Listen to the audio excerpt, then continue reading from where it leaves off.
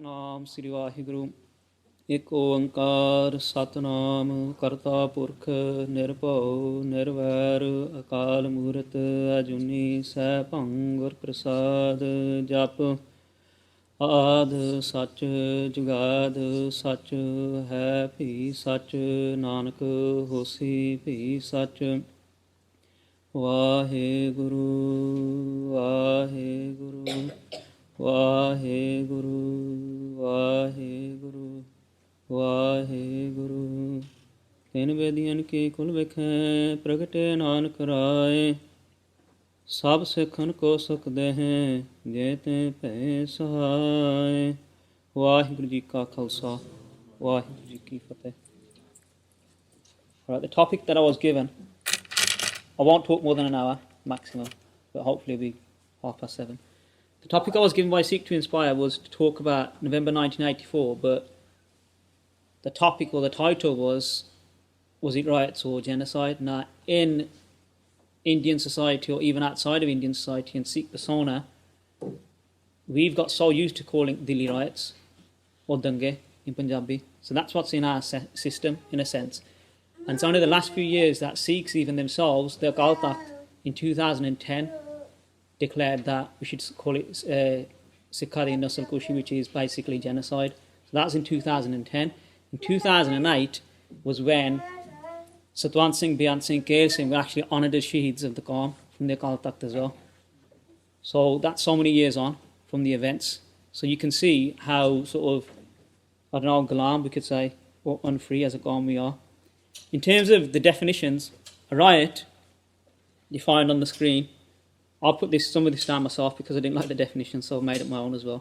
Unorganised, spontaneous public disorder by a number of people, looting, damaging property. So we had the riots here in Birmingham.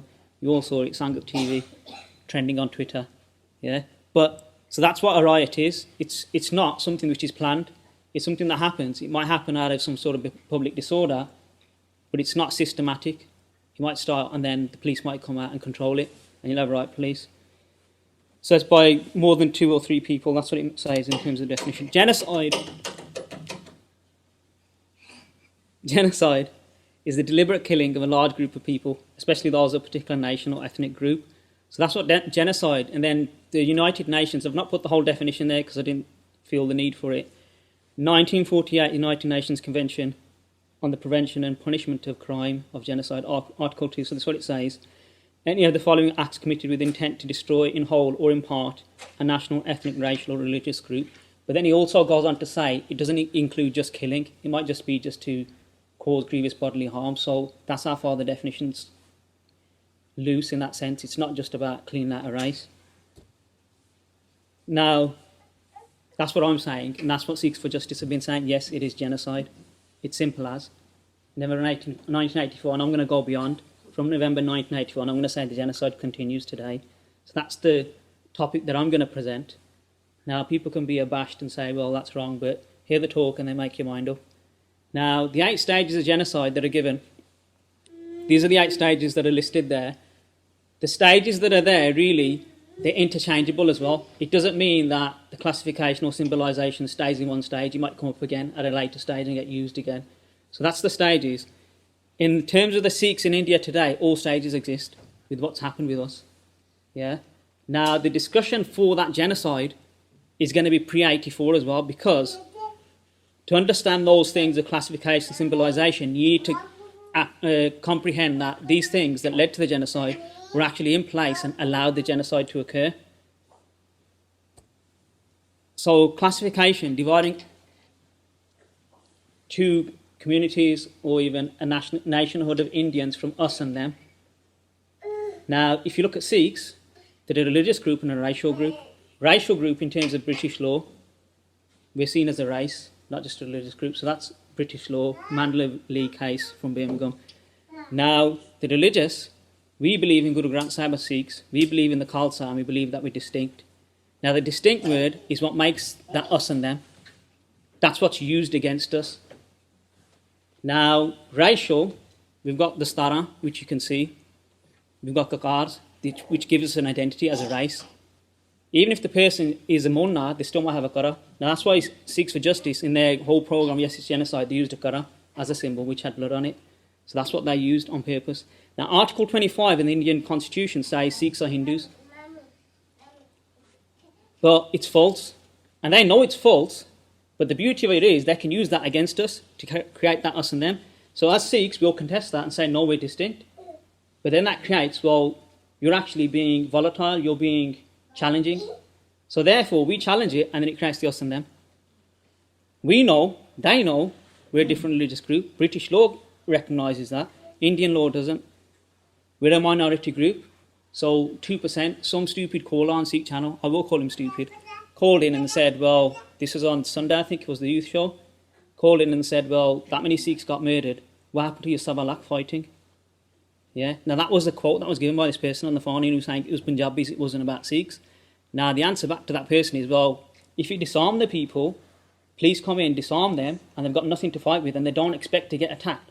How are they supposed to be fighting? That's the first answer. And the second answer is, Singhs in Delhi actually did fight a Gurdwara with Karpana and actually fended off the rioters as well. And in different parts of Sikh history, Singhs in 1984 in the attack, Sanjanal Singh, Bhai Harjinder Singh, they fought Savalak. And if it comes to us, if you give us the right situation, we'll do it again. It's simple as that. We're not a farm who's going to lie down and say, you're here to commit genocide. So if you look at the Jews, actually, a lot of them walked into their chambers, they knew they were going to die. Now, I'm not having a go at the Jews for the genocide that occurred with their community, but I could never see that happening to the Sikhs, because the Sikhs were taken out their Karpana. That's why Guru Gobind Singh gave a Shastra. We're Shastradhari for that reason. Now, in terms of this classification as well, denial of Punjabi in Punjab as a language, linguistically, all the states in India were given their own preference of their own language, which was that state language. In Punjab, that was denied from day one. It took loads of struggles until 1966 when Punjab was linguistically reorganised into 3 states to allow that to occur. So Punjabi language, firstly, they denied that. So that was the start of the us and them as well. So Sikhs then actually went out, protested peacefully to get this classification for Punjabi language. Symbolisation. So in terms of genocide, what they do is they'll create symbols with the community to create hatred. So the Jews in Germany or wherever Hitler ruled, they had to wear actual badges on their clothing and things like that. So symbolising the colour orange. I remember going to India some years ago, and a Munna came up to me, he said Fateh to me, and I was wearing orange the star, orange the Malla. And he said, you're going to India like that? I said, yeah. And even my passport photo in those days used to be orange the Malla anyway. And he thought I was absolutely crazy. He's a good friend of mine now. Years after I met him, just bumped into him somehow. But that's how bad the orange colour was seen, and that's only going back 10 years ago. That was seen as something which is a symbol of terrorism, that's how it's classed to the world. So our national colour was clashed with that. Now, Amritdhari Sikhs and turban Sikhs, pre-84, they was made out to be symbols of hatred, and I'll go into that of how that was done. Now, Sikhs were labelled as secessionists, separatists and Khalistanis pre-84, yeah? Now, people go on and say, well, Sant Janal Singh actually never asked for Khalistan. No, he didn't. Sant Janal Singh fought for the Anandpur Sahib resolution and Tamil Morcha. That's what Sant Janal Singh fought for. What he did say is, if you give me Khalistan, I'm not going to refuse it. Are you in favour of it? I'm not in favour of it, nor am I against it. There were a few Sikhs, very few Sikhs who were asking for Khalistan pre-84. Sant Janal Singh never asked for Khalistan. What he did say is, the day the Indian army attacked the Darbar Sahib, that day Khalistan will be founded. The foundation stone will be laid. So that was the argument, but Sikhs actually weren't asking for Khalistan. It was everyday Munne, normal Sikhs who took Amrit, got radicalised by the policies of the government pre-84. Yeah, that's what you need to realise. It wasn't about Sikhi to an extent, it was about economic issues as well, and in the Anandpur Sahib resolution, you need to look at that yourselves. Now, as part of this, so a Sikh was synonymous with trouble pre-84. That's what the national media was creating. And what happened is, as part of the Tanveer Morcha, 250,000 Sikhs court arrest peacefully. Yeah, let's take note of that word, peacefully. They're not taking to arms. They're peacefully protesting, Rail Roko, Rasta Roko, yeah, for food prices, for Punjabi, for Darbar Sahib to be given holy city status, yeah. I stayed at Darbar Sahib between May and July this year. When I used to walk out 200 yards out, people smoking. And that's in the morning, at 7 a.m. in the morning. Then they go and hide their cigarettes because they're scared I might beat them up because they see me as a Sikh. Yeah? So we can't get that status for Darbar Sahib. We can't even get a cordon of more than 200 yards, let alone anything else. You go to any other cities in India, Hardwar, no meat, no fish, no eggs, no sharab. allowed in the whole city. You walk into any restaurant, it's versional, it's vegetarian, as given. But the Sikhs couldn't have that. Now, as part of that as well, the Tanvir Morcha, they were asking for more economic reforms and some more, in a federal system of India, they were asking for more freedoms for the state. They weren't actually asking for a separate state. So it's working within a federal system. That's what they were asking for. And proper distribution of Punjabi waters. That's the only resource that Punjab's got. So that water gets diverted to other states, and that's why we have power cuts. That's why our Jimidar today are committing suicide. Because to get water now, it's turned into, the water of Punjab now is actually polluted. You go into houses now. 5 years ago, when I went to India, I can go into any house, drink water. Now everyone says, Binda Gadani. Then they tell you it's filtered water because the water is now polluted in Punjab. And for the state to have their own water to get it polluted, then if you're a Jimidar, you have to make a bore of 200 foot now in the ground to get water because you can't get it otherwise. And that costs you 50,000 rupees. If you haven't got that, you can't even do your kheti bani. And that's even in normal houses as well, you can't get water. Because the surface water, because Punjab, in 10 years, the conservation people are saying within 10, 15 years, Punjab will be a desert. Because the land's getting so dry because we use surface water. In terms of this symbolisation, sorry if I keep going off into tangents, but I know too much about the topic, so I'm sorry about that. But Lala Jagta Narayan was a guy who owned a group of papers called the Hindu Samachar Group. Jagbani is his paper, in a sense, yeah. Now, Lala Jagta Narayan, what he did is he was coming out with very ferocious language against the Sikhs, who were actually asking for their rights in Punjab. This is pre-84 again. Now, he equated Gandhi, this is Mohkam Das, the Ganja Gandhi, Mahatma Gandhi, yeah, to Sri Guru Gobind Singh. And he said, actually, Gandhi was better than Sri Guru Gobind Singh Ji because he didn't take up Shastra. So this is the sort of stuff he was writing in his newspapers. He was critical, racist and fear-mongering through the press. That's what he was doing through his press. Yeah. He paid the ultimate price. He was assassinated in 1981. Yeah. Went to Delhi recently. Turned a corner. Lala Jagta Narayan Marg. They actually named the street after him. Yeah. Rajinder Singh, Manjeet Singh shot down Darshan Das here in the UK. If you go to Delhi, Darshan Das's posters will be all over Delhi. Yeah, that guy equated himself to Guru Gobind Singh. There's a clear policy of what's happening in India. Now, these people, they're given statuses. So there's a road named after him for what he did. The third stage is dehumanisation. So denying the humanity of another group, in this case the Sikhs, that we're not human beings. Yeah. In 1982, in Delhi, the Asian Games, Sikhs were denied access to the Games. Any Sikhs who came out of Delhi trying to get to the Games, there was roadblocks in place and Sikhs were turned around and not allowed to come in. Also, that was nationally and internationally. Sikhs who asked for visas to come to India to go to the Games weren't allowed into India as well. You can read the press, you can read anything. New York Times will come up immediately. You can do it now, Google it, it'll come there straight away. So that's a fact. Yeah. The press was saying the Sikhs are extremists. Now, this is quite funny what Sanjana Singh says about this, because he says, you're saying we're extremists, we're radicalists, but yet you say we're Hindus. So are we Hindu extremists? Because Article 25 says we're Hindus.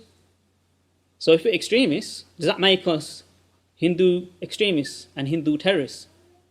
So you need to make your mind up. This was something else. And then he said also, or you acknowledge that we're distinct, that Sikhs are a separate nation. So what is it? Now, that's part of the dehumanisation because we're lost as a community. We don't know where we stand in the system. You have Sikhs saying, well, isn't Sikh a mix of Islam and Hinduism? Sikhs say that themselves, let alone someone else. There's whole lyrics written on it, there's whole articles and books written on the whole topic as well. Now, they also made out a point in the press and Indian national politics at the time that the Sikhs are hell-bent on destroying India. That was through the river waters. So if Punjabis are saying, well, you're taking our natural resource of our state, diverting it to other states, which are funding that state for their paddy, for their electricity and everything else, then we want recompense for that. We want enough money from that to fund ourselves because that's what's actually happening. Now, what they said back, well, no, that's wrong.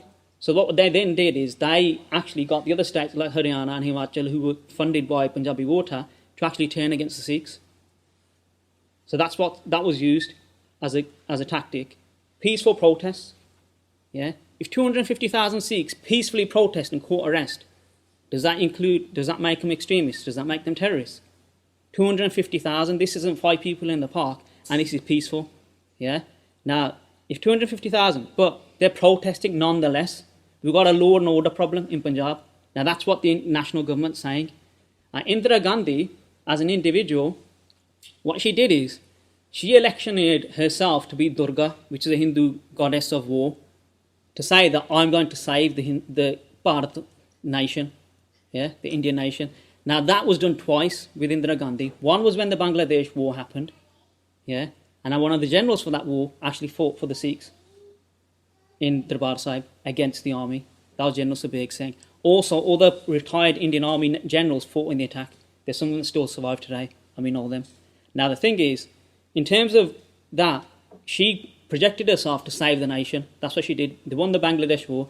Then she actually commits election fraud, and she's going to get arrested. So what does she do? She suspends the constitution, calls in president's law, a state of emergency. Calls a state of emergency, and in that state of emergency, thousands of poor Indians, not necessarily Sikhs, but poor Indians, are actually forcibly sterilised. And then what goes on from that? She's going to lose the elections. So what does she do? She creates this bogey of Sikhs and hatred. And through that, she's then electioneering herself again as Durga, that if I win the election, I'm going to destroy the Sikhs. So that was part of the process of all this that was going on. And the Sikhs are a menace, and they need to be dealt with. Now, if the Sikhs were that bad, this is the stats from the Indian government. This isn't our stats.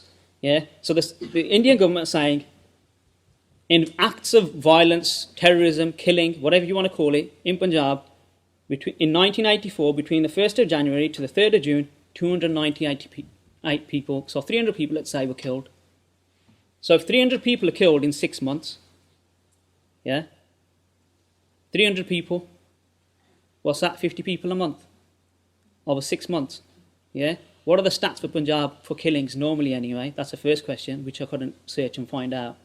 And secondly, 300, does that create a law and order situation where you need to go out and call the army in to actually destroy Darbar Sahib and kill? That's 300 people in 6 months. I'm not saying they're not worthy lives, but also what you need to realise as Westerners, in India, when anything happens in terms of law and disorder, it's like, for example, the Bombay terrorist attack by the so-called Muslims. I won't say they're Muslims, but so-called Al-Qaeda or whatever you're going to call them. Now, when that attack happened, the actual people, the actual numbers, it's a lie. It's false, the figures are. Because what happens in India, if you're poor, you've got no rights. And if you're poor, you don't exist in the system. So any of the Gharib Bachare who died in the train stations and whatever it was, where they got shot, they don't exist in the system. No one's going to raise their voice. They're going to say, Mar gaya chal roti khaiye, basically, because they've got to live the next day to live. And what happens in these situations, the poor people are the ones who usually get killed, so the migrant labour and things like that. Even during the Kharkovat, when the Singhs did fight against the Indian army and the Indian state, and there's a sort of a war, the people who used to get killed used to declare that, so they'll say, Gurjant Singh's died today, he got killed in an encounter. They'll go and kill 3 big, and say, we've killed him, and they kill someone else, and Gurjant Singh's still alive. Now that's what happened a lot. So these 298, we don't even know who it was. And it might be, they might say, Hindus have pulled off the train and killed 14 Hindus. As far as I'm concerned, no Sikh would do that. Now, I'd say the Indian state did it. Now, you could say, well, we don't know, it's all conjecture, but I'd say a Sikh would never do that. And if a so-called Sikh is doing it, they're not a Sikh. I'll put these 2 points together.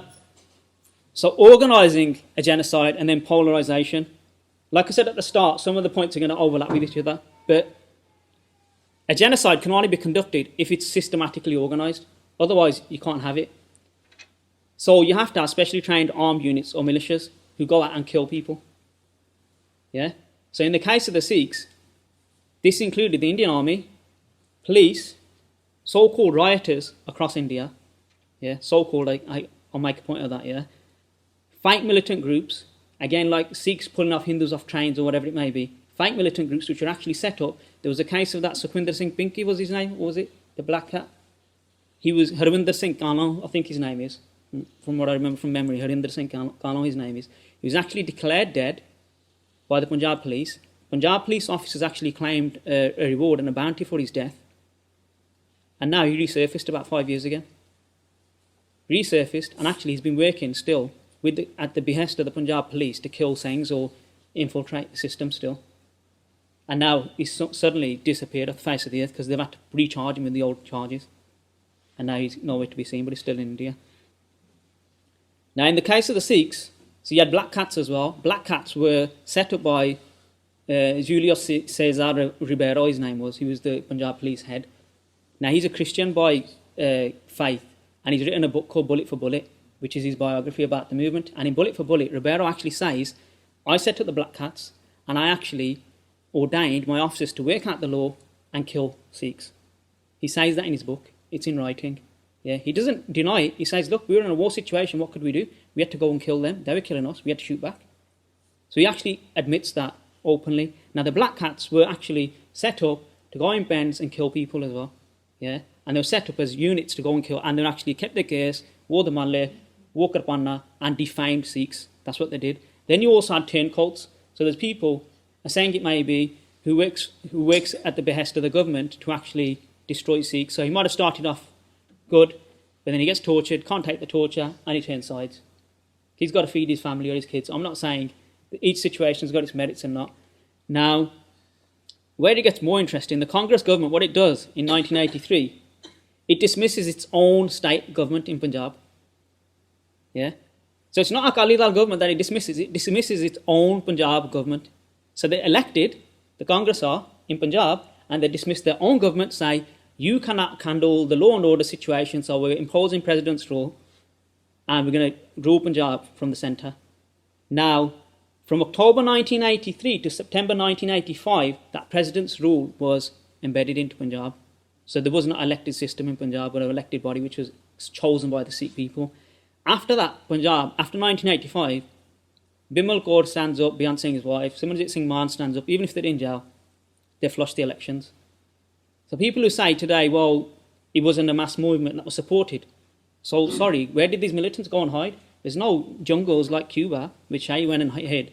The Sikhs went and hid in Sikh houses, or even Hindu houses, because they were all supporting the movement, because they actually agreed with what was going on, because of the way the state had treated Punjabi people. And it's not a thing about Sikhs and Hindus. Let's be clear about that as well. Yeah. Now, in terms of that, so you had president's rule prior to the 84 attack as well. So this organisation, this is a whole policy of polarising Punjab and Sikhs as well. Now, Indian Army planning, Sunday Times, June 1984, Chakrata Hills, SAS training was given on a model of the Darbar Sahib. Yeah. Now, the actual guy who was in charge of the army, I think his name is Sinha, I only read it yesterday, he was actually in charge of the army in India, and he refused flat out to support an army assault on Darbar Sahib, on the Golden Temple. So he got dislodged from his position, where they was put in, and Sinha actually says, and still is put into writing as well, that they actually trained there at this location. And this is what they did. Yeah. So if people say, well, it was something else saying, well, why were they training so many months before? It's not a coincidence. These things just didn't happen. Yeah. Now, the other thing, part of this is Operation Shanti. Now, Operation Shanti was the genocide. It was planned to implement to kill Sikhs, to go out and actually kill Sikhs, but just have an excuse to do it. And Operation Shanti, how they'd planned it was to actually do it near a Gurpurab festival, yeah, to implement it and go out and kill Sikhs, yeah, to create communal violence. Now, as part of that as well, if you think of it, I've never rated for when people talk about the colonies of the widows and things like that, why do those colonies exist? Sikhs were purposely rehoused into ghettos where other Sikhs lived. Why was that made a preference for them to live there? Easier to kill them. Now, some of this is hard to sort of take in, but after the massacre, after Delhi, in November 1984, what do? You've seen your whole family get killed in front of your eyes. Your house has been burned. Your wives have been raped. Yeah, there's up to 23 widows in one family in certain cases. Yeah, where all the men have been killed. Now, what would you do? Where are the Banati are going to go? They're not going to go back to their houses which are burned in char. They're living in refugee camps. What would they do? Obvious option, go to Punjab. You go to Punjab, you get killed there as well, because that's the target. So you're not escaping the genocide, you're actually going to more genocide. So there's no escape. So first you get displaced, you've been made a refugee in your own country. Let's be clear, their own country, India. It wasn't all Khalistan, their own country, yeah. Then when they do go back, they're going to get killed there anyway, because that's where it's all going to kick off. So there's no escaping from it. So you're polarising. Actually, what you've done, you've created these ghettos for Sikhs in Delhi on purpose, or in different cities and shares, yeah, And what's happened is they then exist, you can kill them easily, and then once you do attack them, they all go back to Punjab and get killed again. Genius. June 1984, I use a lot of these tunes. I know the guy personally a bit as well. And he's done a lot of work. If you just type in Sikh tunes on Google, and what he's done now, before in the past he used to just have the tunes, but now what he does is, any tune that he puts on there, he's got a whole section on Sikh genocide. Any tune that he's got on there, he's got news stories linked to it. So it's evidence-based, it's not just a tune that he's done. So June 1984, this is what happens. We went inside with humility in our hearts and prayers on our lips. Yeah, that was probably Bra, yeah, the guy who got slashed on his neck slightly. Yeah, but anyway. So that's what they said. Yeah, but then look at the skull underneath. Now, a close friend of mine died about a year ago in America. He actually lived in Amritsar. And he said the stench outside his house, because the garbage trucks are full of bodies. Yeah, he actually took the photo of Akaal Takht that we now see today. He took a photo of the Akaal Takht when the Darbar Sahib was reopened, and he actually got the intelligence following him. He got away, but then that photo was released to the press. Yeah, and it made it worldwide. But the thing is, he lived there. Now, for someone to say to me, well, I lived in Britain, I was 6 years old, well, so what would I know? But he lived there, he saw it all in front of his own eyes. And he said the stench was just disgusting. So they killed thousands of Sikhs. Now, if you say, well, they went in there to kill Sant Janal Singh, yeah, well, how many Singhs were with Sant?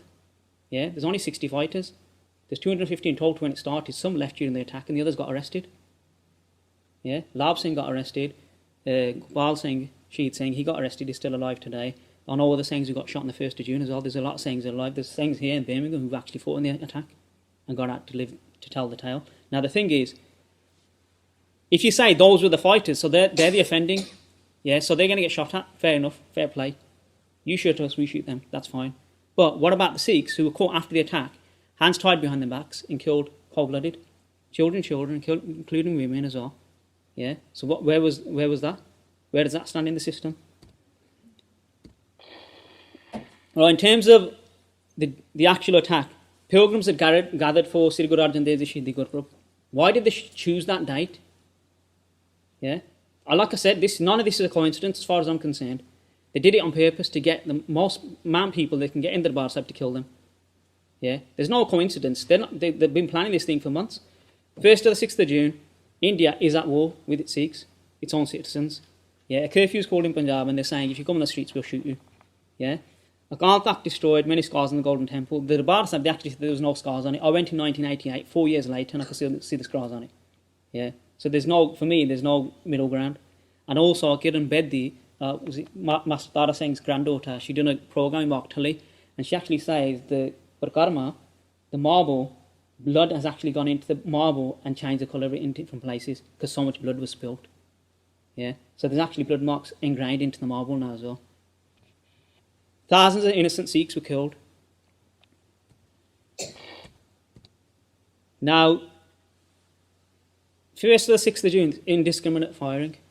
If you read all the accounts, eyewitness accounts, anyone who was involved, anyone who was there, the Singhs inside did not fire back. The first casualties were on innocent pilgrims. The Singhs didn't fight back. They only started firing back on the 3rd of June. Yeah. Now, Indira goes on All India TV and she says shred hatred. She's called a whole curfew on the whole of Punjab. She's called the whole army in. And you've got like a war situation. She's saying shred hatred. How ironic. The media is forcibly removed from Punjab. Now, this is the might of the Indian army against the Sikhs. Yeah. Sant Janal Singh courted arrest in 1981. When Lala Jagta Narayan was killed by Sant Janal Singh's nephew and a few other Singhs, Sant Janal Singh courted arrest. Swaran Singh Rodde was actually arrested. I know his family. And my friend said to me on Facebook a few weeks ago, he goes, the day he went to kill him, he goes, Jaju pee ke roti kha ke raat mein so gaya. And he goes, next morning we knew Lala was dead. Yeah. Now, the thing is, Sant Janal Singh courted arrest as part of that case and the proceedings for that case. So he actually submitted to the police to get arrested. Now, if Sant Janal Singh courted arrest then, why wouldn't he court arrest again? That's the first question. It was called Operation Blue Star because they were saying the blue star that's in there is Sant Janal Singh. Yeah, that's what it was called that. Now, if they wanted to be nice about it, cut off the supplies, cut off the water, cut off the electrics, flush out the so-called terrorists. You might have a standoff, but you'll get them out in a few days. Yeah, it was so badly planned. Yeah. Now what they've done, if you go to the Darbar Sahib now, what they've done, yeah, we even know the architects have done it. they've razed the whole of the all the buildings outside the Darbar Sahib. So what you've got something called the Gwalior, which is a park, yeah, and the park is designed in such a way that they can bring tanks in and attack with ease. So what they've done is they've actually raised the whole of the area behind Akaal Takht, because they had the biggest problems behind Akaal Takht because they couldn't cover that area, and that's where Singhs escaped from. But the thing is, what they've done is they've done it in such a way now that if the Indian Army ever has to attack again, they can attack with ease. So it's structurally designed in that way now. Yeah, 38 other Gurdwaras attacked simultaneously. So was there Sant Janal Singh in those 38 other Gurdwaras? So if it's to flush out Sant Janal Singh and his hardcore followers, which are in Darbar Sahib, what happened to the other 38 Gurdwaras? I've written 38 on them. That's the lowest figure that's quoted in any statements or any research. It's usually 38, 40 or 44. Yeah, and that's with the Indian Army going in there and killing people as well. Different Gurdwara, Patiala, Dukh Niwaran, Sultanpur Lodi, and the Takht Sahibs as well, the other Gurdwara in Punjab. Shoot on sight orders throughout Punjab. So any people who were at home and found out that the Darbar Sahib has been attacked, a Sikh their heart would break, so they'd get on the street. So if you did, you'd get shot. And Indian Army generals, Indian Army officials, Sikhs who were in the army, they quit from their posts. Yeah, and a lot of them were jailed. We know a Singh who did granted duty in Warsaw. He was in jail for 3 years. He was a Dharmi Fauji just because he quit from the army because of the attack. So he was in jail for 3 years. And there's some of them that stayed longer than that.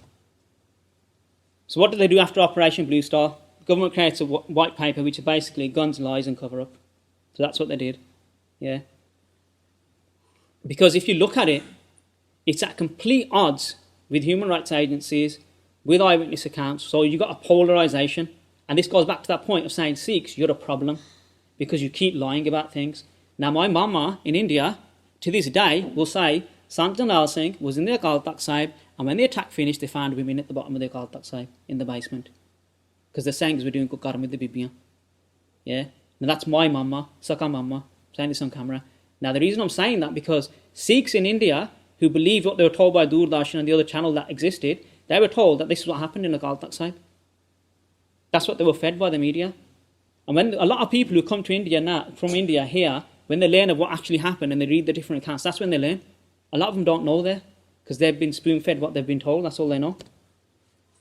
31st of October 1984. Ghair Singh, who's on the far left, yeah, he got arrested in this case of killing Indira Gandhi on a conspiracy charge. There was no proof linking him to it. He was related to Bhai Beyant Singh, who's in the middle. Bhai Satwan Singh's the youngest guy there. Now, these are the 3 Sikhs who were involved in the assassination of Indira Gandhi. So, Ghair Singh, I personally think he should never have been arrested or hanged. In terms of what happens, Satwan Singh and Beyant Singh, they killed Indira Gandhi. So, Sudala there. Now, Indira Gandhi, on the 31st of October, what you have to realise is there's a book by Maninder Singh Bajja. I couldn't find it before this talk. I was trying to find it to read upon it again. But Maninder Singh Bajja actually spent time with Satwan Singh's family. Satwan Singh's family do his Barsi every year in January, 6th of January it is. And Varyam Singh, I've met him, he's a brother of Satwan Singh as well. Now, Satwan Singh lived, you see, till 1989, till 6th of January. So from 84, from shooting Indira Gandhi, he's in jail, he's incarcerated for 5 years. Now, he made statements and he wrote letters, so the family met him. So his side of the story is there as a given. Yeah. Now, what Satwan Singh and Beyant Singh, what they did is they killed Indira Gandhi, but what they've acknowledged as well in the book is that there were actually other Sikh officers who were willing to kill her and ready to kill her. She also had doubles, so you never knew who the real one was. They knew because they were close bodyguards of her. So they get awakening of faith because they go to the Darbar Sahib, they see the destruction. They then take Amrit and they take oath to kill her. Now that's what they do as Sikhs.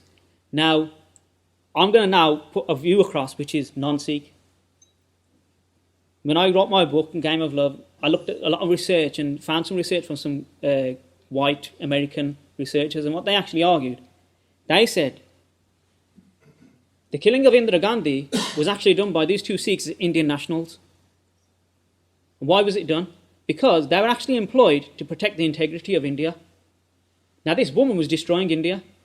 She attacked Darbar Sahib. She'd already done mass sterilisation. She's called a state of emergency before. She's destroying the integrity of India. They're employed to protect that integrity through the position of that person. That's what they're employed to do. Yeah? Now, by assassinating her, They're actually stopping her destructive nature and protecting the masses of India. Now, as Sikhs, we never put that argument across, but sometimes we need to walk out of our hat of at the start of a Sikh and look at it in a different person's eyes, because we don't actually argue that point. So any Indian national who says to me, why did they kill her? They killed her because they're protecting your country, for God's sake. It's a pagal. It's mentally ill, the woman was. Egomaniac. It's crazy. Yeah? Now, so we don't look at it like that. Yes, they did do their Sikh duty by killing her, Sudha Lake. They did do that.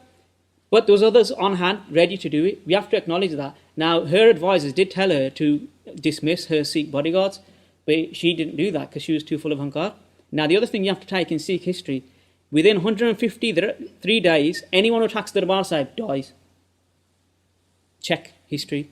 Check anything. Anyone who attacks the Darbar Sahib, within 153 days, it is ordained they will die. Yeah? They don't pass the 153rd day. Yeah? So, it doesn't matter if they died by assassination or they died of natural causes, but they do not live beyond those 153 days. It doesn't matter who it is. Check history, it's there. Now, the other point that we make a thing of is we say the Darbar Sahib is our epicenter as Sikhs. It's our heart. But I actually disagree with that to an extent. The Darbar Sahib is the epicenter of world faiths because it's open to everyone. It's open to every Jat. It's open to everyone in the world. If you go to the Darbar Sahib now, it's overwhelmed with more people from the south of India and more non-Sikhs than the Sikhs there. So as far as I'm concerned, she didn't attack the Sikh epicenter. She attacked an epicenter of liberalism and faith for everyone, because we don't discriminate against anyone. So that's what she did. In terms of what happened on the 31st of October, there's some images there. I'm not going to go into the gruesome ones. There's children here, but I don't want to emphasize that aspect because I'll probably start crying myself. But the point is, there's enough on the net now. You can watch the Widows' Colony, you can see the videos, you can see the press cuttings, you can see everything there. It's there. You don't need to. But in terms of Sikhs, Halloween starting on the 31st of October, which is Halloween every year, the witch gets roasted, yeah, she gets shot, Indira Gandhi. And as far as I'm concerned, any Sikh who burns Indira Gandhi on the fire at Halloween, I say, well done. Aj tak, yeah, Hindu jal their putala of Ravan to this day, yeah. And if a Sikh gets a putala of Indira Gandhi and we jal that, they say we're terrorists. I couldn't care less. Ravan da jal de, yeah. Ravan किन्ने सदियां हो गए किन्ने हजार साल हो गए वो तो पुतला सारण तो हटने गया इंद्र दा सारना सामना. Yeah. Now 31st Halloween, she gets the upcoming of a witch, but from that Halloween what follows is a Halloween for Sikhs also, where Sikhs are killed en masse. Yeah. Now I watched a film called, well, it was a TV series, 5-part series on Film 4 called The Holocaust, about the Jews. Meryl Streep stars in it if you want to search for it. But the thing is, in there, it's very clear that the Nazis killed the Jews, but they also consistently hid it from the Red Cross and other agencies. They hid it. India unabashedly killed the Sikhs. No shame, no compunction, killed them on the streets openly. Now, this is the preparation for the 31st of October. So Indira Gandhi gets assassinated. Violence against Sikhs, this is on the 31st, yeah, starts. So you have sporadic reports that riots are broke out, there's something happening here, something happening there. But also, this is where it goes back to those other points we made earlier on about how a genocide is committed. Rumours are spread that Sikhs are poisoning the water supply in Delhi. Now, if Sikhs have poisoned the water supply, how many other Sikhs live in Delhi and they drink that water as well?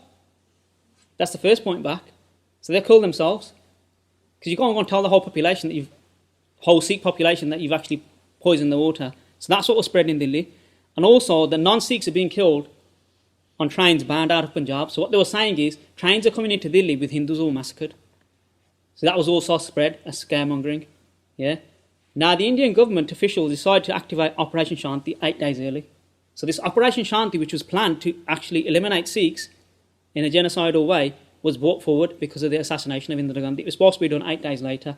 Now, Sikhs for Justice have quoted that, so you can see that on their website. Now, death squads were sent out across India, armed with rods, armed with kerosene, armed with sharab, sent out to actually go and kill the Sikhs. How did they do that? They went to Sikh homes, got their election lists. Yeah, I can't remember what it's called now.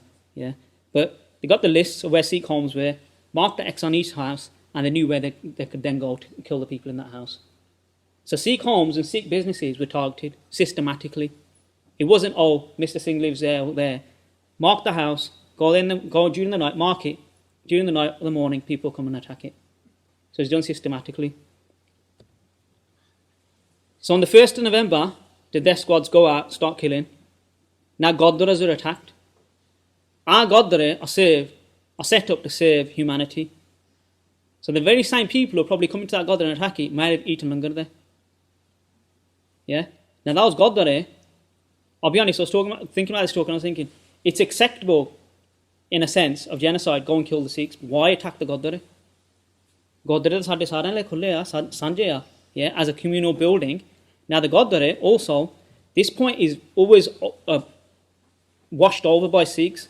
The Goddara, over 200 Goddara in Delhi are attacked. Over 200. Yeah. How many Maharaja Sroop is that? Yeah. Now if that's our Guru, not Isht, how many times that Biadbi happened to that Sroop? Yeah. Now no one's talking about that. People are talking about the human side and the element of that. And I'm going to put a point across here as well. A few weeks ago, the president of this SGPC, his son died. Makkar's son dies. How does he die? Liver failure. Why has he got liver failure? It's more than likely he's an alcoholic. Yeah, he dies. And this is the state of our Qaum and our affairs. SGPC is appointed to run all our Goddara in Punjab. Yeah, through an election where they give out sharab as well. I'm not going to lie, they give out sharab to get elected. Some of these people do. Yeah. Now the SGPC Pradhan, his son dies, more than likely from alcohol-related problems, liver failure. He dies only about 36, I think he was, or 38. So he's quite young as well. He dies. The SGPC declares a public holiday for all its staff. Yeah. At the same time, Andhra Pradesh, a few days before that, a Goddara was attacked by a mob. Maharaja Sroop the Biadbi happened. No public shutti for that day. Yeah. So there's no satkar for Guru Granth Sahib. Yeah. A few years back, Biadbi happened within a month of 5 Guru Granth Sahib Sroops in different places across Punjab. People were throwing, Maharaja Sroop, 3 Sroops got thrown in a well. Sroops got burnt, patre pulled out, 5 different places, all in the press. Yeah. In Punjab, what happened?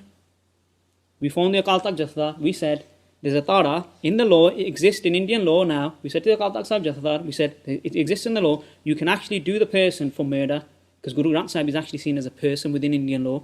That's there now. Yeah.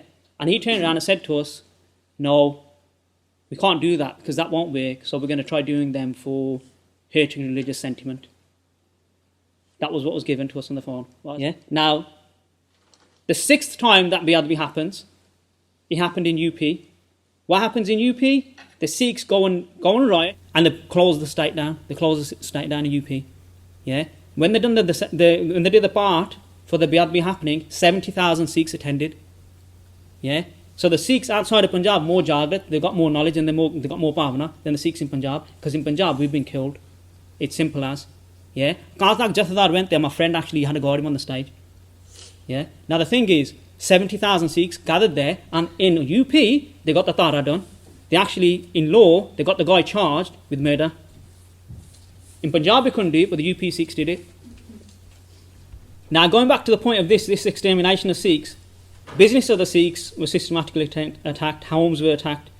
The police and public radio was used to instigate death squads to kill.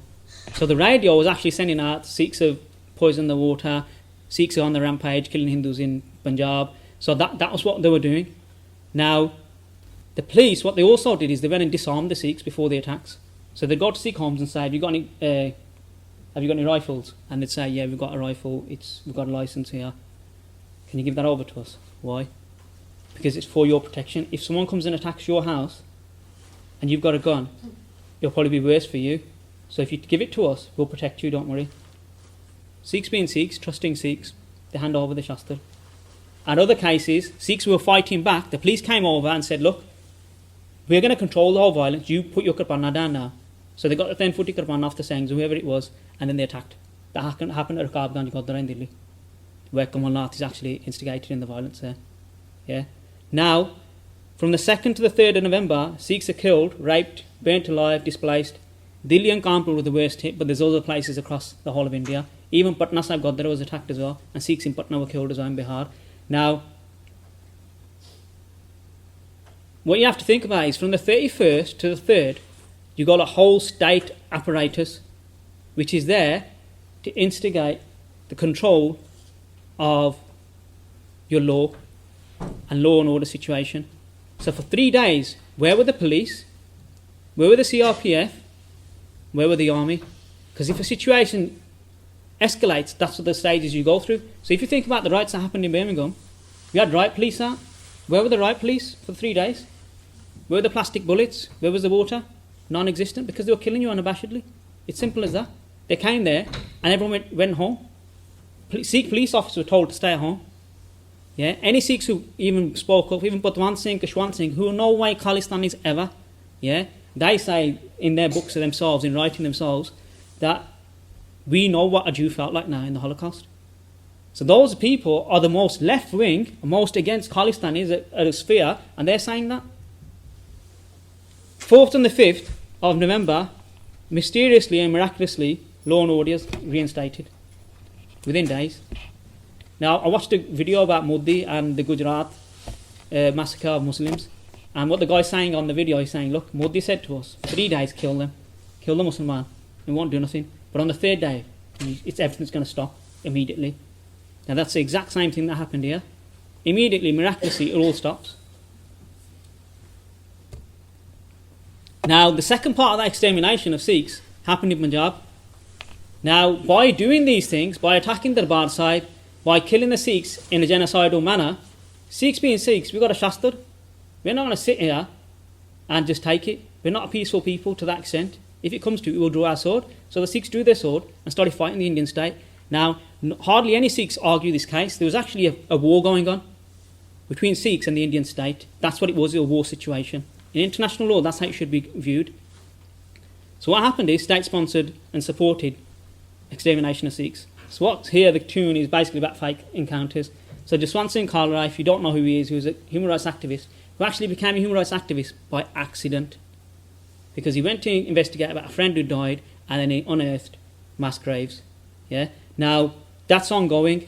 Yeah, there's still graves that have been found as well within the Sikh situation. And like I said before, the Punjab police were given a license to kill.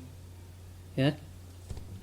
Now, as part of that license to kill, the 2 people who killed Sikhs the most was a guy called Bhai Singh. I've written like that on purpose without the G. Yeah. He was the Chief Minister of Punjab.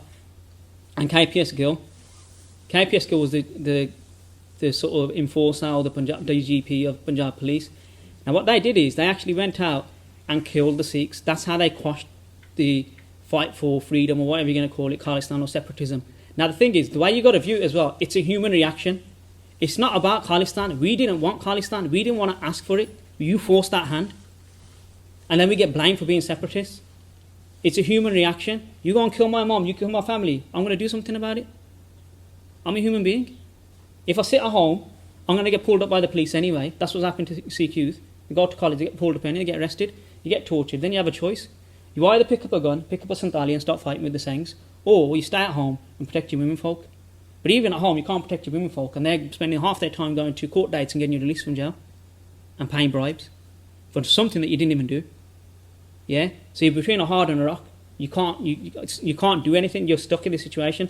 What they did, Bhai Singh as the Chief Minister and KPS Gill, they went out and killed whole villages, whole families. So what they do is they go in pursuit of a Seng, go to a village, say, this Seng, we've had a report, he's been here. Tell us where he is. Sorry, we don't know. You don't know. Pull that kid. Bang. Dead. Yeah. What they do is just go through whole houses and kill them until someone gives some information. So that's how they broke the back of the movement. Yeah. By killing whole families, by killing whole generations of Sikhs. That's what they did. Chief Minister Bhai Singh, when he gets killed, yeah, by a bomb, I won't say a suicide bomb, but a targeted bomb on him, yeah, by Dilawar Singh, that brought peace to Punjab. That might sound like an irony, but that actually brought his reign to an end. And that's why it calls him peace, because of his sort of megalomaniac policies. Now, the 8th stage is denial. So this is the final stage of a genocide. They've done all these things, so what do? You deny it. And it's the surest indicator of further genocidal massacres. That's what's stated in any studies of genocide. If you deny it, that means you can do it again. And now I will say that the Indian state can and will do it again. Now you might say I'm firing up the issue, but I'll give reasons for that as well, why I'm saying it. Because even Kashwant Singh, some years ago, it's quite funny because of the September 11th bombings. Everything's changed in the world after that.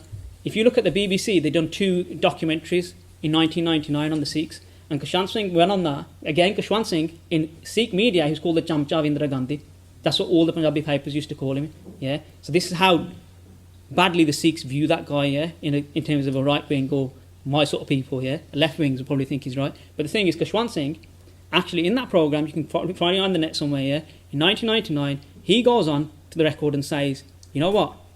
The Indian state, the Indian government haven't done any redress of the issues which led to all this situation, of the militancy, of the Dharmyud Morcha, of Anandpur Sahib resolution, and they've done no redress. And for those reasons, this whole situation can explode again. Yeah, so there's no redress. If there's no redress, it can happen again. Now that's the threat. The perpetrators then try to cover up the evidence and intimidate the witnesses. That's going on with Nirbreed Kaur, with other people. There's even Sikh Bibia in Delhi who are under police protection. Yeah. Now that's what they do. But there's a more profound element to this as well. We're, as a Sikh community, we're actually pursuing 3 people. Yeah. 3 people. Kamalnath, Sajjan Kumar, Jagdish Taitla. Who was the head of the Delhi police? Anyone know in this room? No one knows. Wasn't his duty to protect the Sikhs? He didn't implement that. Yeah. Who was the Home Minister at the time? What happened to the whole state apparatus? They were all implemented in it. To the extent that if you're there while a Sikh's being killed and you're not doing anything, yeah, if here in the UK now, if I go outside and start doing GBH on someone and another thing standing there, he actually gets done. He actually gets charged for standing there and not doing anything.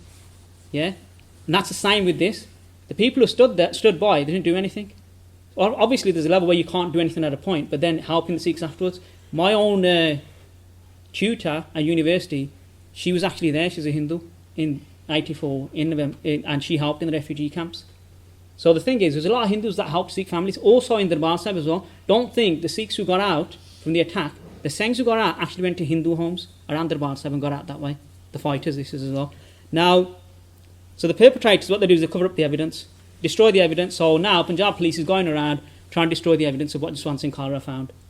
Yeah, and destroying lists. Yeah, and KPS Gill is going on record and saying the Punjab police and my officers went outside the law and did what they had to do to control the situation. And now it's ludicrous that you're pursuing our officers. He's saying that. He's not saying that we didn't kill them. He's saying, yes, we did, but we did what we had to do to contain the situation. Yeah? Deny that any crimes were committed. Yeah? So it's a complete denial. No, you weren't killed. You weren't massacred. Amitabh Bachchan goes on TV. I didn't instigate anyone. I didn't do anything. Kamalnath, complete denial. Sajjan Kumar, complete denial. We weren't involved in it. 29 years on, have the perpetrators been found guilty? There's been a few arrests. Yeah, I won't lie about it, there was a few arrests. Surveer Tyagi went into the widows' colony and killed people unabashedly. He was a police officer. Yeah, where's he in this? There was another guy who got jailed and then he got released, and then in hospital, a Singh went, stabbed him, killed him, and escaped in the dark of night. That was quite recent as well. So there's still people going out to get these people back. Now, if you think, well, am I instigating violence? Firstly, I'd say the Bible says eye for an eye. Yeah? That's my first point, yeah, in terms of British law, yeah? I think they need to change the Bible if they're going to say that you can't incite violence. That's the first thing I think the British need to do as well, yeah? And the second point is, if someone's killed your mother, your father, as far as I'm concerned, I don't see this as a Sikh issue. I see this as my family who got murdered. I don't see it as someone outside of my house. I see it as my problem. So I'm going to deal with it in the way that I can, yeah? Now, the thing is, deny the crimes committed. So they still deny their involvement. 29 years on, they're still saying, no, we didn't do it, we weren't involved. You got multiple witnesses. Some of the witnesses are dying, but 30 years on, yeah, going through whole court cases and everything else, all the torture that they got, and the mental torture, and they die from the struggle of it, yeah? And I'll be honest, I can't understand how those people can even do that, because it's so hard to go through a whole situation where you've seen everything and then still carry on fighting. Now, in full view of public eye, Sikhs were killed. There was no hiding the fact, yeah? The Indian system quite simply will not and cannot ensure justice, as they still deny justice occurred, as they are the perpetrators. It's as simple as that, yeah? Now,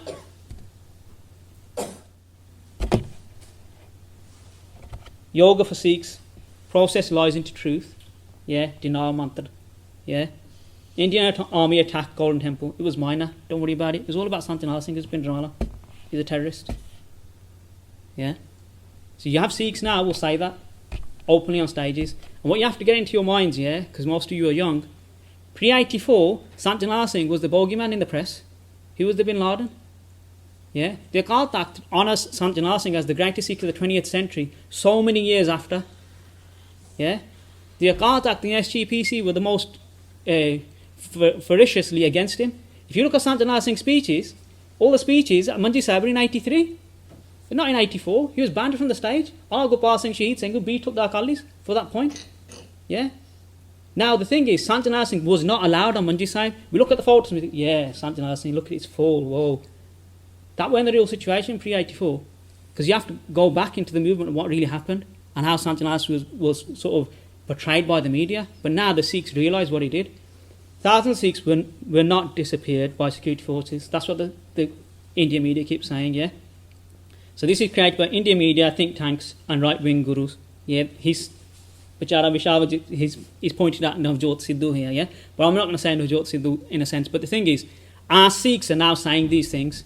Our Sikhs are saying, no, it didn't occur, or carry on with life, it doesn't matter. So what? It was 29 years ago.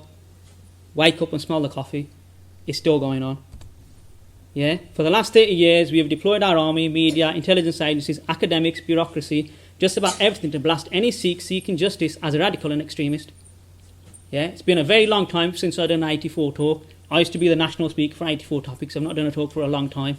Yeah, so if this is coming out a bit more radical, it's a long time coming for me. But the thing is, that's what they've done to us in the last 30 years. It's a complete denial of the system, and we're not going to get justice. I'm not going to beat around the bush. You're not getting justice. It's simple as that.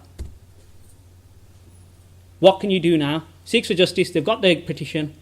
Fair play to those vakils, those solicitors, and it's a good thing most of them won it. If it'd been Singhs, people would have said, "Ek Khalistan nahi hai." Yeah, and it's great that they won it, even if they might keep their case afterwards. At the moment, I'll say stay as won it just for the public eye. Yeah.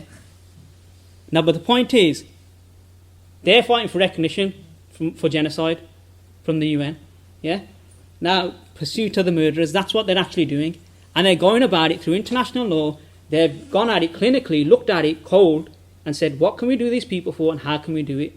I sent up a tweet a few days ago about the Nanavati Commission. There's been 10 commissions by the Indian government, but the Nanavati Commission is what got closest to justice. So what Sikhs for Justice have done is use that commission to make a case against India, because you use their own evidence. Yeah, so they've been quite cute and clever about it. What we need to realise is that we are oppressed and will continue to be so. Yeah? Wake up to the reality of what went on and is still going on. No government has brought justice. I nearly made this point earlier, but I stopped myself. No government.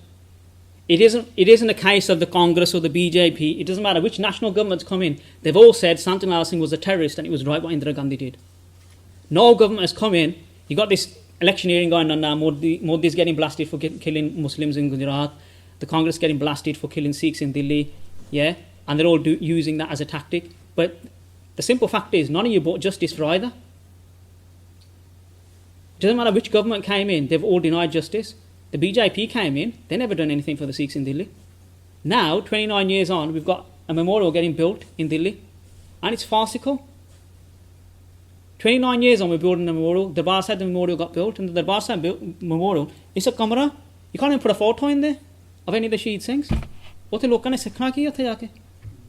I had an Indian Army general with me when I was in India recently, and he said to me, he's an Indian Army guy, and he actually stayed in the army throughout 84 because his service continues, he didn't quit at any time. He said to me, they built the memorial at the Darbar Sahib, and he goes, look, let's not get into the politics of if the attack was right or wrong, but he goes, simple fact is, every single person that died should be listed there at the memorial. Otherwise, what value does it carry? Now in Darbar Sahib, you have to find it, you can't find it, there's a list of the Singhs who fought, that's in the Ajaib Ghar. When you go through the whole of the museum, right at the end of the museum, there's a list of Singhs who fought in the attack. But that's just about 50 people. All the innocent people, everyone else, there's been no pursuit of finding out who the names are. It's all about having a bit of a party and saying, yeah, we built the Yadgar. There's no thinking. Jagtar Singh Hawara wrote a letter from jail, yeah, which was published on Sikh 24, the four versions in English, it was translated. Now, when Hawara's message was basically, look, if you're going to build this memorial, it should be like the Jews. Yeah. Now, if you look at it on a separate angle, You go to Delhi, you can go to where Indira Gandhi was killed, you can go and search on the net now, you'll find the sari that she got killed in, you'll find the shoes that she got killed in. Rajiv Gandhi the same. They've got memorials built and people flock there in their thousands every year. Each successive Punjabi government enacts policies to ensure the Sikh spirit is contained. Each Punjabi government that's come in successively. Doesn't matter if it's an Akaal Dal government, doesn't matter if it's a Congress government, they all come in.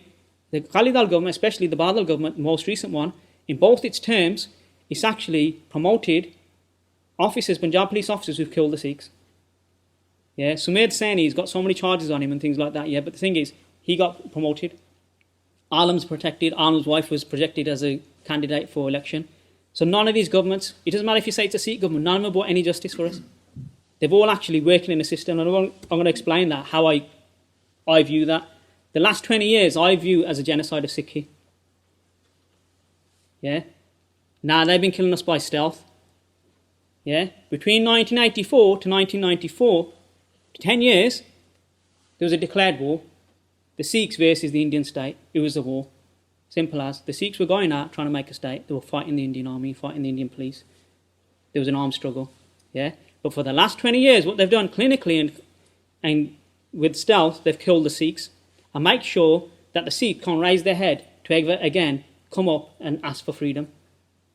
And this is what, if you look at the policies since 84, I was talking to someone about the drug problem. The drug problem is most profound in Punjab, where militancy was most profound. That's a proven fact. Why are these areas being targeted? Free-flowing alcohol in Punjab. Why is alcohol the most free jurisdiction in Punjab? Why is it most taken in Punjab as a state? Now you could say, well, that's because we drink a lot. No, it's not. If you make it available in every street corner, you're going to drink because you're going to see it every day. It's been done on purpose. There's no two ways about it. Drugs in Punjab, it's a border state, fair enough, but you can seal up the border. You're good at doing it when the militancy was going on to stop arms coming in, but then how do the drugs keep coming through? Promotion of Bhangra industry. Now you might think this is a stupid point, but I work in a lot of circles and we find out a lot of intelligence. I'll say it on camera. Now the point is, the Indian government is also promoting certain songs and certain lyrics to get promoted to make sure that you stay oppressed as a community, to make sure the sharab keeps coming in, make sure you still do these stupid things. Now the thing is, if you think of intelligence, you have to work in certain ways. Why did the US government, for the last 10 years, tap Merkel's phone? Why did they do that? It's simple. If you know the intelligence of what she's doing, what policy she's about to pass on the phone, then you can control her, and you can control the world economy. What does the Indian government need to do? They just need to control us as a people. If they can control us, get someone like me who goes on a stage, talks about Sikhi, might be a bit extreme, label me as a terrorist, put some RDX on me when I go to Punjab next, arrest me, job done. 1 saal, I'll be in jail, We had a guy, Banjit Singh Daddy from Wensfield, got arrested before his case. He's out now. Took him years to clear his name, but he's out. And it still carries on. Anyone in Punjab who raises their voice, they get arrested and things happen to them. Now, promotion of Bhangra is part of that, as part of anti-Sikh practices. Now, what you might say, well, Jazzy B done a track with Immortals and he's done something with Morawalia. He's alright, Jazzy. Lives in Sutton or wherever is it? Little Aston, Warsaw. Now, the point is, I'm not saying Jazzy B is a government agent, but he might not even know who's funding him and who's actually promoting the tracks that got the worst lyrics in. So I'm not making an example of Jazzy B, let's be clear about that. That's just a name I've used. But that's what's happening also as part of that process. The river waters are still diverted from Punjab. That's why we've got the situation, like I mentioned at the start, of water in Punjab and uncleansing water and water levels in the surface water. Punjab economy, there's no jobs. You go to Punjab, you talk to any normal munda, and I'm talking about males here, especially, A guy who gets educated, can't find work in Punjab. Unless it's very specific, like a dentist or something like that. A normal run-of-the-mill guy does computer studies or something like, does BA, +2 and all that sort of stuff. You can't find work, there's nothing there. There's no inward investment from the state. The Punjab government just about cleared its debt with the centre for paying for controlling terrorism. So they kill you, then they charge you state for it and put you in debt, national debt, and then you have to pay that back as well. Now, Punjabi munde can't find work, and then we say, oh, freshie aa gaya. Oh, bechare karan ki? There's no money in kheti, yeah? They've got no prospects out there in Punjab. They've got an option. Either they run out of Punjab to another state to get work, because that's where they'll find work. But then they're like, well, if I'm going to leave home and hearth, I might as well go to a foreign land and play the gamble. You got Munde in Punjab who are selling up their whole khet and jameen. Yeah, I've been involved in this sort of agent business to an extent as well. And I've seen the really bad side of it. We had one case, the guy sold, he paid 27 lakh to get to America. And that was illegally as well. There's no chance of him getting Pukka. 27 lakh, yeah, sold all his house, his motorbike, everything. Rara. He's in America now. If the day he gets caught, he's got nothing to come back for. He'd rather kill himself. Yeah, I mean, Bangal as our job, he put something up on Facebook recently about a guy and a case of a guy who lived here for years, who wanted to go back, and his family kept saying to him, no, stay, don't come back. And he died here.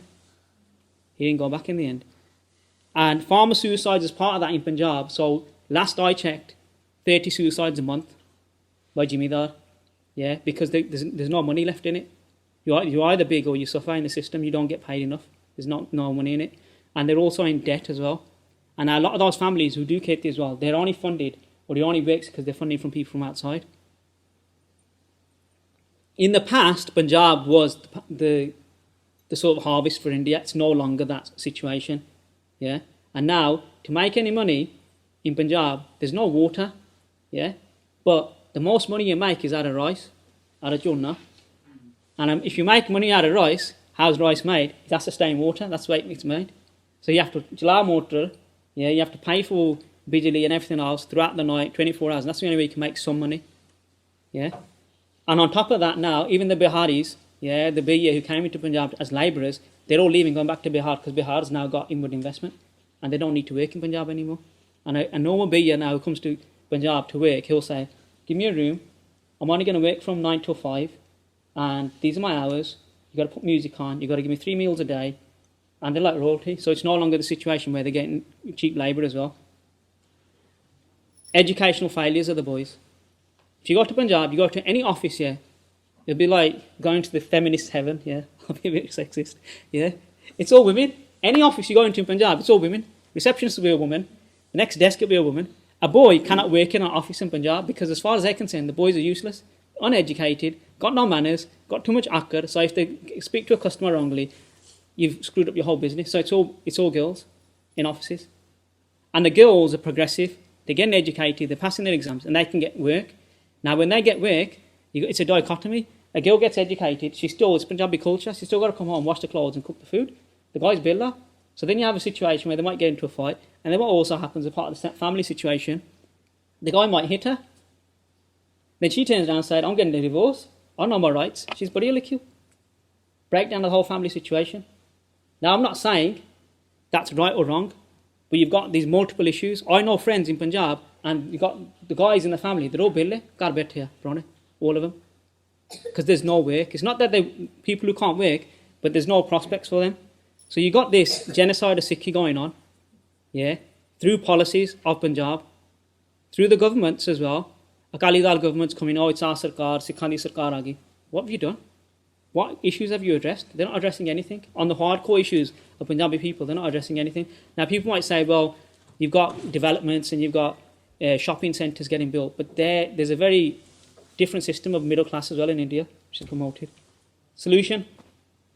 I'll say it. That is it. Khalistan. There is no other solution. Established in 1984, freedom is our birthright. Now, you might say, well, 29 years on, you're still talking about Khalistan. I don't see any way out of this situation. There's a whole denial of a genocide. There's a whole denial that any of this happened. There's no reconcile. There's no coming together on the table to say, actually, we admit we did this. Yeah? So we'll call it a shot, yeah? We'll arrest some other people and that's it. We're back to normality. It doesn't mean anything if a puppet master sits in Delhi, Manmohan Singh, and says, oh, the Sikhs, we forgive, we've forgotten, we after so many years, we've suddenly realised it was wrong what happened. Now, that's the beauty of it. If you look at the whole of the movement, yeah, it was usually a person, a Sardar at the front, killing the Sikhs. Yeah, and if you look at the Holocaust of the Jews, when you look at it, when they were actually put into the torture chambers and killed in the gas chambers, it was Jews who were officiating a lot of that work. It wasn't non-Jews, it was a lot of Jews who were actually officiating that work. Yeah? Sanjana Singh said one thing. He said, it's immediately maut hundiya. Yeah? Which means a death of conscience is a real death. Yeah? Now, as far as I'm concerned, Manmohan Singh's died a death of conscience. He used to go to Geneva, where a lot of Sikhs are going to go now on the 1st, and say there's no human rights abuses in Punjab when the Congress government existed in the past. Not as a Prime Minister. Look at the movement, look at your history. He did that. Yeah? KPS Gill, he's a saying, he's got mucha. Don't mean anything. Got no Sikhi in him. Yeah? So, I'm saying this, that's a completely different talk, yeah, to say Khalistan. But I personally don't see another way out. Now, you might say, well, when are we going to get it? Do we take up arms? Do we do this? Do we do that? I am not saying that. What I'm saying is we're a homeless nation. What a homeless person does is goes from pillar to post to seek justice. Yeah? Now, the petition's brilliant. What Seeks for Justice have done. But what we're actually doing is we're actually for big. We're asking someone else to take up our case. Because what Seeks for Justice have actually said is we need one nation, at least one nation, to acknowledge that there's been a genocide. Yeah? Now, the US government said there was no genocide a few months ago. That's what they actually said. Yeah? They said there wasn't a genocide in Punjab or in Delhi. They've said that. Now, we're going, because we're homeless, we've got no one to support us. We're like a homeless person who you see on the street. He's got no support, got no hope. That's why he's ended up homeless. We're homeless. Yeah? Trade is more important. It's simple as that. Yeah?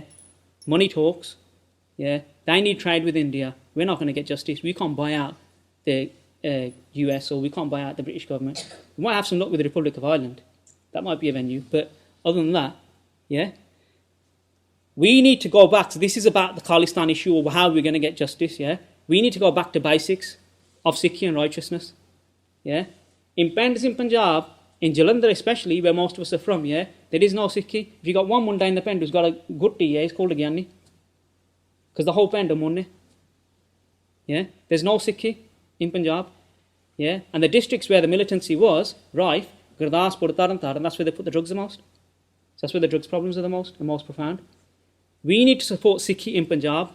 We're free here. We can go to work. We can make money. You don't need a Range Rover on the drive. You don't need a Land Rover on the drive. Save your money. Send it back home. Yeah? If we're building our home, or we're building our nation, this is what we need to do. The Jews, when they got massacred and killed in their genocide, they went out into foreign countries and then sought justice. And to this day, this is how profound the Jew case is, they're still pursuing this guy in Italy who died a few days ago, and saying he can't have a funeral. Yeah? If tomorrow Sajjan Kumar dies, yeah, Sajjan Kumar, Jagdish Thaila, they've been honoured at Delhi Gurdwara, for God's sake, given Srope. We're free to speak the truth, but even if your voice shakes, you should speak the truth. Find your skill and use it. It doesn't matter who you are, what you are, there's a skill that you can provide to this cause. It's simple as that. Yeah? It doesn't matter who you are, what you are. And this is a priority, it's not a hobby. Yeah, it's not a hobby horse, it's not something you get onto and just start doing every other day. It's your destiny and the band's destiny. It's in our hands. It's up to you if you want to do it. Yeah? And our father and mother await our awakening. And who I'm talking about there is Guru Gobind Singh and Mata Sahib Kaur. They're awaiting that day. Yeah? Someone asked me this question today about Khalistan. Well, no one wants it. Punjabi people are saying they don't want it. That's part of the denial. We're actually denying our own genocide. Yeah? And also, as part of that process, Guru Gobind Singh writes in Dasam Granth, the Akhal Saraj will happen. That's not in my hands to make it. That's part of a process of a history where it's going to occur. But all I'm saying is, what's our recompense? What's our justice in this system? We're not going to get it through the law. It's been denied for the last 30 years. Yeah? If we don't look at our own, and in the UN as well, there's a charter for self-determination. We're actually working within international law to ask for that. Now, most of Khalistani Jathebandi in the UK, I will say, don't even use the word Khalistan anymore. I'm a Sikh who's been brought up in Warsaw, lived through Khalistani Jathebandi. Yeah? And even the march, the June 1984 march, why, yeah? Why is it called a remembrance march? It's not a bloody poppy event. Sorry, mind my French. Yeah, it's not a poppy event. We're not remembering. We're fighting a movement. In the Punjabi version, it says Ros Majara, it says protest march. In the English version, profoundly, somehow, it's been rebranded as a remembrance march. Why has that happened? And that's by the very same people who are supposedly the Khalistanis. It's not a remembrance march. We're not a poppy day. We're not remembering our dead. We're fighting a cause. All right, thanks for listening. Any questions?